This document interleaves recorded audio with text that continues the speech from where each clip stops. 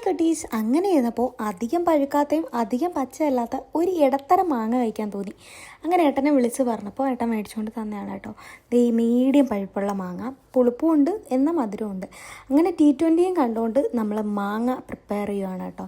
കുറച്ച് മുളക് പൊടി ഇട്ടിട്ടുണ്ട്, കുറച്ച് മഞ്ഞൾപ്പൊടി ഇട്ടിട്ടുണ്ട്. ഈ മധുരത്തിൻ്റെ കൂടെ പുളിപ്പിൻ്റെ കൂടെ ഇങ്ങനെ ഇട്ട് കഴിക്കുമ്പോൾ നല്ലൊരു ടേസ്റ്റാണ് കേട്ടോ. പെട്ടെന്നിരുന്നപ്പോഴാണ് ഇത് കഴിക്കാൻ തോന്നിയത്. അങ്ങനെ കുറച്ച് വെളിച്ചെണ്ണയും കൂടെ ഒഴിച്ചു. ആൻഡ് ഇത് നല്ല രീതിക്ക് മിക്സ് ചെയ്ത് മിക്സ്. ഞാൻ പഴുത്ത മാങ്ങ ഇതേപോലെ ചെയ്യാറുണ്ട്, പച്ച മാങ്ങ ഇങ്ങനെ കഴിക്കാറുണ്ട്, മീഡിയം പരുവത്തിലുള്ള മാങ്ങ ഇങ്ങനെ കഴിക്കാറുണ്ട് കേട്ടോ. അങ്ങനെ ഞാൻ സ്റ്റാർട്ട് ചെയ്തു. എനിക്ക് ഭയങ്കരമായിട്ട് ഇഷ്ടമായി, ഇവിടേക്ക് എല്ലാവർക്കും ഇഷ്ടമായി. ഞങ്ങൾ ഒരുപാട് കഴിച്ചേട്ടോ. ഈ പ്ലേറ്റ് കഴിഞ്ഞിട്ട് പിന്നെയും ഞങ്ങൾ ഉണ്ടാക്കി കഴിച്ചിട്ടുണ്ടായിരുന്നു. നിങ്ങൾക്ക് പ്രഗ്നൻസി ടൈമിൽ ജസ്റ്റ് ഒന്ന് ട്രൈ ചെയ്യാൻ വേണ്ടിയിട്ട് അടിപൊളിയായിരിക്കും കേട്ടോ. അപ്പോൾ ഇനി T20 മാച്ചിനെ കുറിച്ച് പറയാം. ഞങ്ങൾ രണ്ടുപേരും രണ്ട് ടീമാണ് കേട്ടോ. ഞാൻ ന്യൂസിലൻഡും ഏട്ടൻ ഇന്ത്യയാണ് കേട്ടോ. അപ്പോൾ അതിൻ്റെ വ്യത്യസ്തമായ കുറേ ഭാവങ്ങളാണ് ഏട്ടൻ ഇട്ടുകൊണ്ടിരിക്കുന്നത്. നിങ്ങളേത് ടീമാണെന്ന് നിങ്ങൾ കമൻറ്റ് ചെയ്യണം കേട്ടോ. ഞാൻ T20 മാച്ച് കണ്ടായിരുന്നോ, എങ്ങനെ ഉണ്ടായിരുന്നു എന്നും കൂടി കമൻറ്റ് ചെയ്യട്ടോ.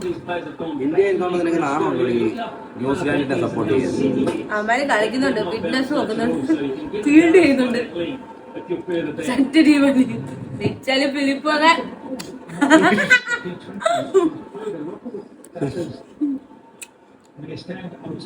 ചെറുക്കൻ നാളെ അങ്ങോട്ട് കളിക്കും. ഇന്നത്തെ ഒറ്റക്കളി ചെറുക്കന്മാരെ കളിയാണ്.